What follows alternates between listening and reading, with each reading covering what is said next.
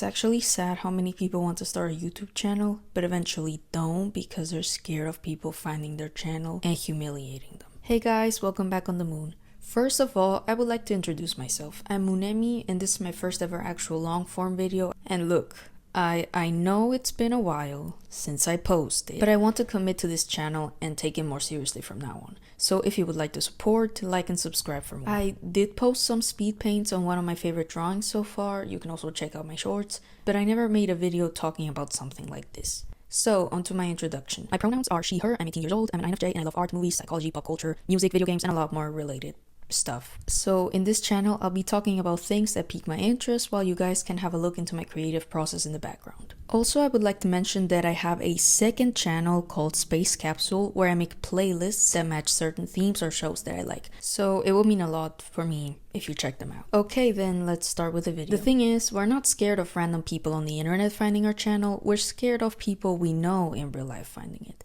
The reason for us even being this scared actually makes no sense because we're supposed to benefit from this. We express our creativity, our thoughts on the internet, we make money off of it, and gain a community of like-minded people. But this one fear is what determines whether we actually start doing something that makes us happy or not. You know, doesn't that sound stupid? Nowadays, what's the worst that's gonna happen? Probably not very much. People will laugh at me. I'll feel the pain internally, but it's not actually gonna cause a survival hit to myself. And for me, I found that understanding, just appreciating that, went some way towards helping me overcome kind of the social anxiety fear. I found this article called The Psychology of Humiliation that basically summarizes why humiliation even occurs and what it does to us on a deeper level. In short, humiliation is the public failure on one's status claim. Their private failure amounts not to humiliation, but to painful self-realization. Potentially humiliating episodes ought to be kept as private as possible. Being rejected by a love interest may well be crushing, but it's not humiliating. In contrast, being casually cheated upon by one's spouse and this becoming public knowledge is for most people deeply humiliating. Notice that humiliation need not to be accompanied by shame. Jesus may have been crucified and humiliated, but he surely did not feel any shame. Secure people with the courage of their convictions rarely feel shame at their humiliation, which is in essence an attempt to discredit them and their claims. So technically, we don't fear people talking or sharing the fact that we have a public YouTube channel. We're scared of it affecting the way we see ourselves. The way it works is that someone says something, it reminds us of a part of ourselves we don't like, we feel ashamed, and we don't do it to not be reminded of such shame. Kinda like, ugh, I hate this example, but kinda like what Zuko from Avatar and Ginu from K-pop Demon Hunters were going through. I don't know how I randomly came to that conclusion. But even though these characters are cool on the outside, their whole arc is basically about them letting go of their inner dialogue hurting them and preventing them to live in their truth. So we're basically projecting our insecurities into our everyday lives, and most people do it to us as well. Another article from Psychology Today says, projection is the process of displacing one's feelings onto a different person, animal, or object. The term is most commonly used to describe defensive protection, attributing one's own unacceptable urges to another.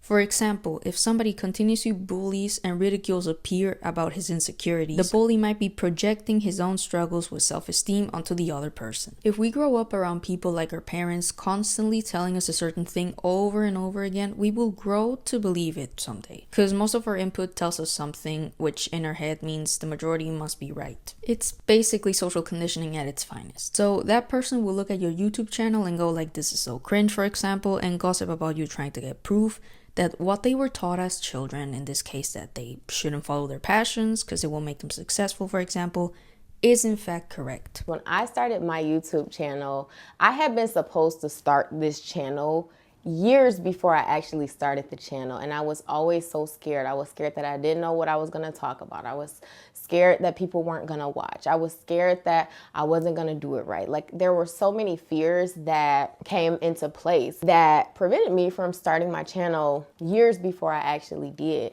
And I think that there comes a point in time where naturally you're just like, I'm tired of being scared. I've been wanting to do, it's been inside of me for so long, and it's just that's just where it's staying. I oftentimes think about like, what if I never started this channel? Like my life would look completely different than what it is. Most people don't have the courage to do the same themselves. So when they see someone succeed at it, they get mad because they subconsciously wish they might have been you in that position. Making a YouTube channel or working on a project where you're putting yourself out there is scary because self-expression and creativity are technically you putting your vulnerability at display. And what we just talked about when it comes to humiliation is proof to why we're scared of showing that vulnerability. You don't have to be out there talking about your own life, but you still talk about or show something you're interested about, you're passionate about. And exactly that is vulnerability. What we're told in society is to basically follow rules and check off assignments that we don't care about, trying to convince the people in charge that we care about it, to which the people in charge don't really care either. At school, they prepare us for the corporate world. They don't show us how to achieve our passions or stop being insecure.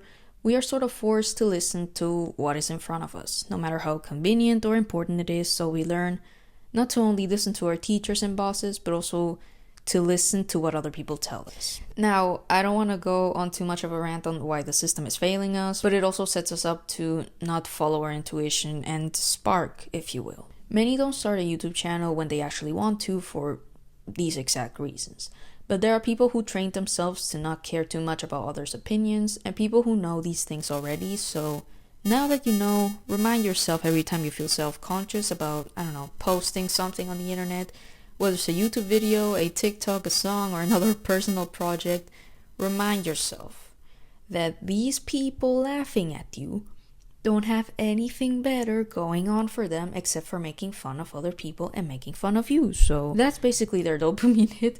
Well, yours is, a project that motivates you, makes your life just a bit more meaningful. That in itself is superior to me. But, if your favorite artist or creator is doing it right now, that's basically a sign that you can too. And with that, I would like to wrap up this video. Thank you guys so much for watching. Honestly, I'm in shock that I'm even recording this video right now because this is like my first ever recorded video with like my actual voice. I'm not an AI character. I'm a human being actually talking right now, just in case you guys didn't notice. If you want to check out my art pieces, go watch my past content, of course. Comment the yellow heart emoji if you got this far, and I'll check out your channel in return. Also, don't forget to look at my playlist channel, Space Capsule, where I share my favorite song, and they take me a long time to make, so I would be beyond just happy if you guys would subscribe and like my videos over there. If you have ideas for a new topic I should talk about or anything that you're interested in, of course, be free to comment them down below. See you soon.